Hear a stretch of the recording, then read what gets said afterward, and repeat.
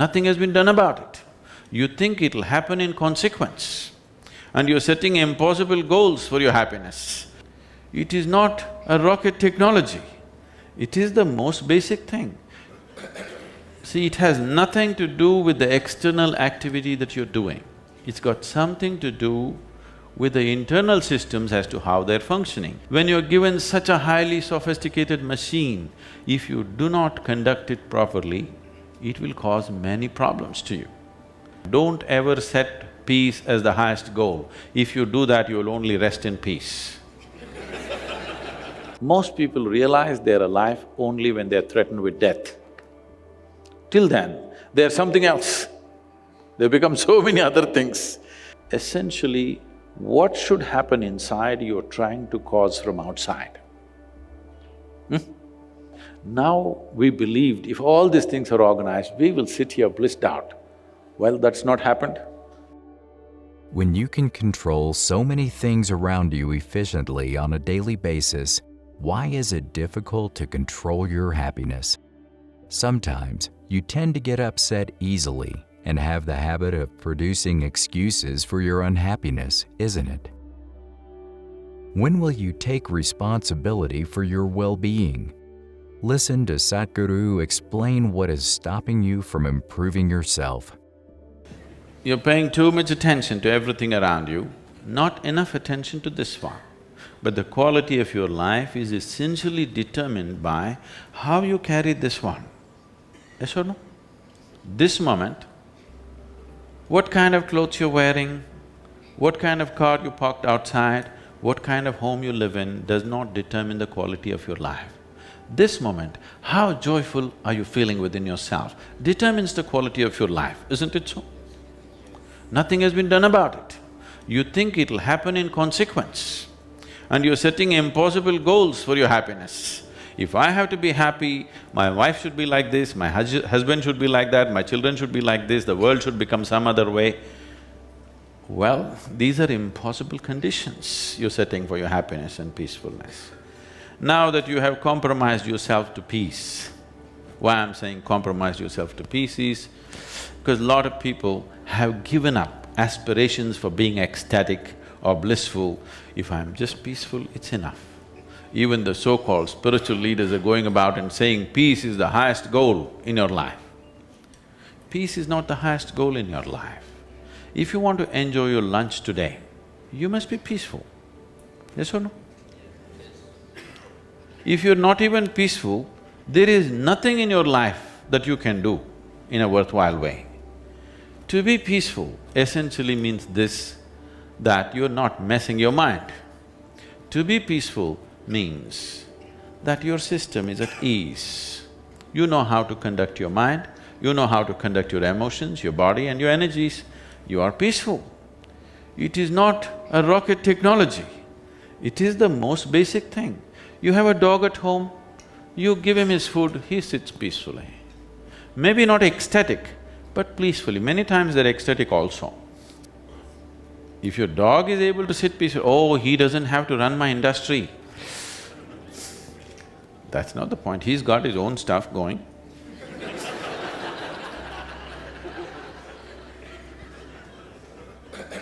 See, it has nothing to do with the external activity that you're doing.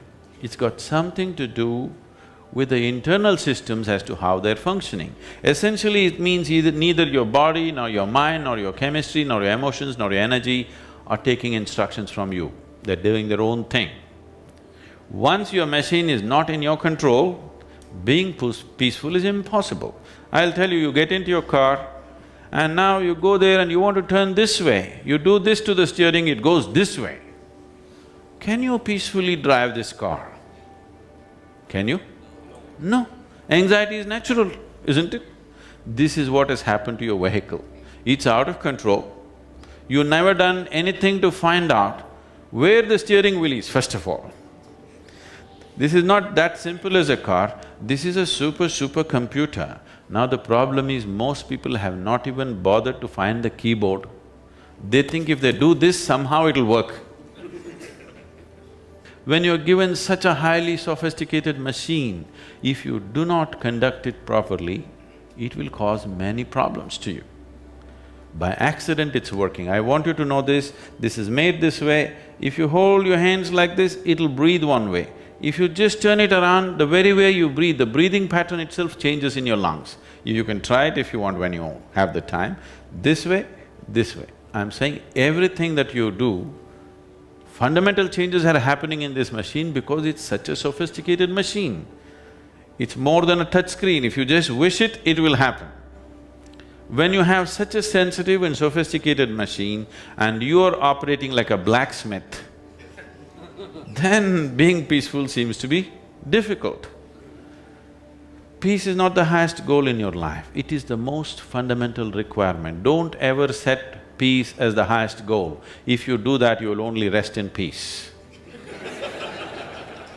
You must see, to be peaceful is the first thing in your life, isn't it?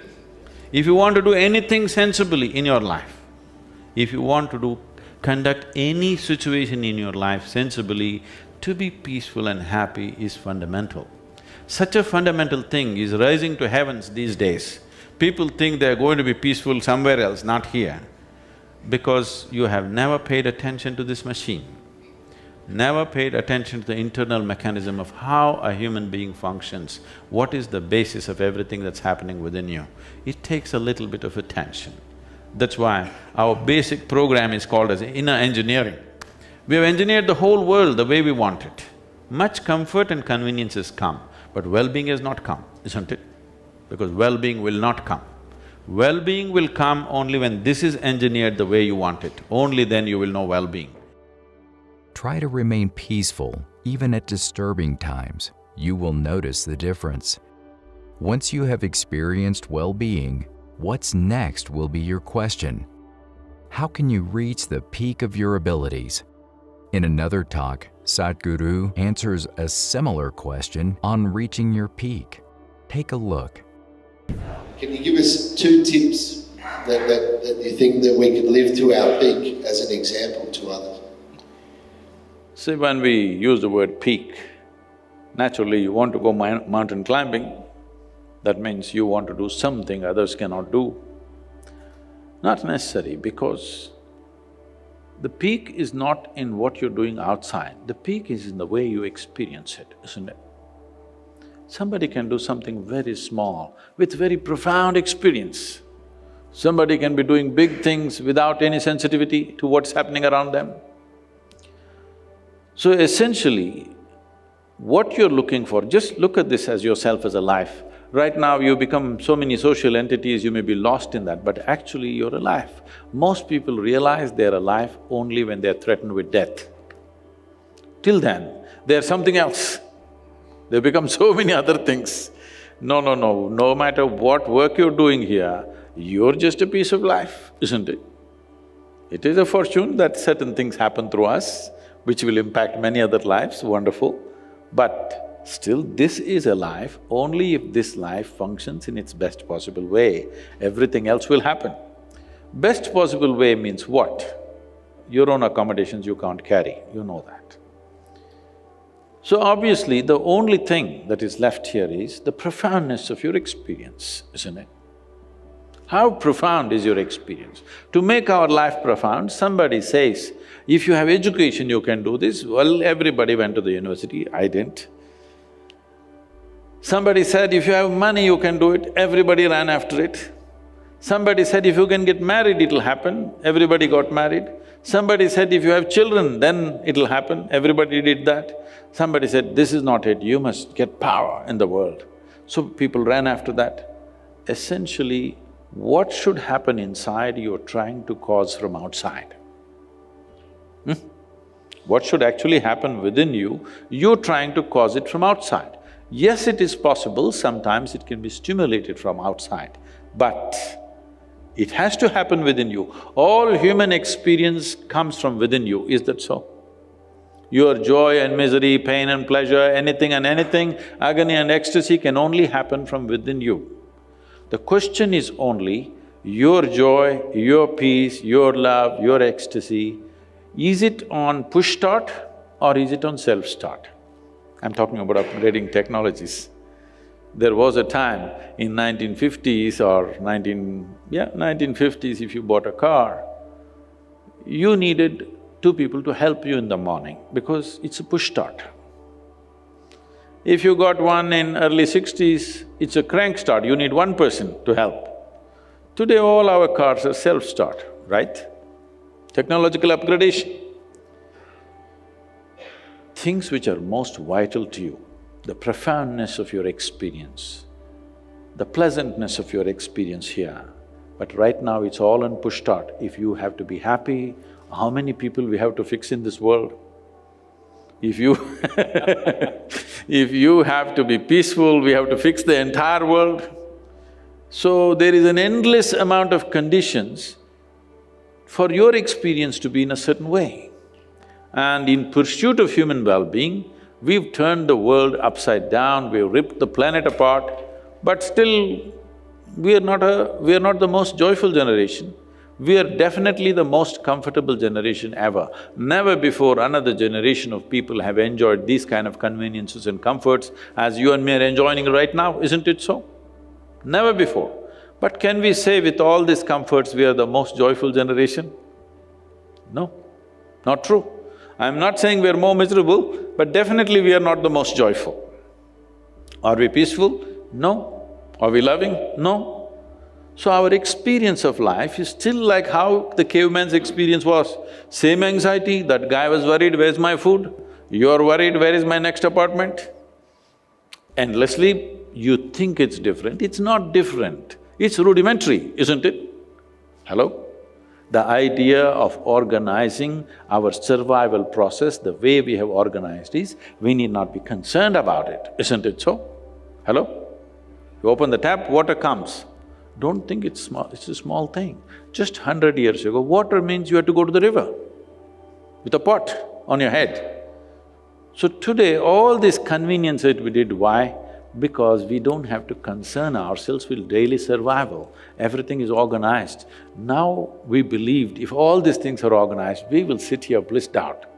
Well, that's not happened. It's not happened simply because we have not taken charge of this. So peak of human life does not mean you climbed Mount Everest. Climbing Everest is not a simple physical challenge. I'm not saying you should not climb. All I'm saying is, the peak can only happen within you, it will not happen outside of you. So, if the peak and the valley and the very bottom can only happen within you, people can sit in a palace and be depressed, like they're at the pit of their life, isn't it so? Hello? So similarly, if that is possible, you can sit on the street and be on the peak. Can I tell you a little story? There was a sadhu. A sadhu means a mendicant. In India, we have full-time spiritual people, all right? Nowhere else in the world, I think, very few, but here we have a lot. So this sadhu was settling down under the tree just outside a small town for the night, in the evening. Another man came and he saw this sadhu and he said, "Where is the diamond? Where is the diamond? Give me the diamond." The sadhu looked at him and asked, "What diamond?" So the man said, "Yesterday night God appeared in my dream and said, under this tree there will be a sadhu and he has a big diamond, if I ask him, he will give it to me." The sadhu said, "Oh, that diamond!" And he put his hand in the bag and pulled out a diamond the size of a man's skull, this big, and he gave it to him. This guy took it, hid it in his clothes and ran home. As he was going home, he was struggling whom to tell, whom not to tell, what will happen if anybody comes to know, they will kill him and take this diamond. He got really freaked by the time he got there. He went there, he looked at his wife, "Oh my God, she can't keep a secret, you can't tell her." So he went straight to the bed, put it under the pillow and slept on it. So his wife came and said, "What are you lying down for? Come have dinner." He said, "No, no, I'm not hungry." Because he doesn't want to leave the diamond for a moment. And she thought he's not well and she left him. But he couldn't sleep the entire night. One thing is, he was worried how to deal with this diamond. Another thing is, with such a big rock under your pillow, you cannot sleep. He struggled the entire night, what to do, what to do, what to do. By morning, 4 o'clock, he was completely freaked out. Then he went to the sadhu and he said, yesterday I came and asked you for this diamond. Without even checking my identity, you just gave away such a big diamond. The most expensive thing on the planet. You just gave it away. If you have to give away a diamond like this, you must have something within you which is far more precious than this. What is that? And the sadhu said, oh, you come to your senses, throw the damn stone and come and sit here, we will see. It's time to do that. There are more things more precious than material wealth. It's time to realize and transform yourself. Keep only what is needed and live life to the best of your abilities. Click on the video shown to see more from us. What would you like to see in the next video? Share your thoughts in the comments section. Like, share, and subscribe to our channel. Thank you for watching.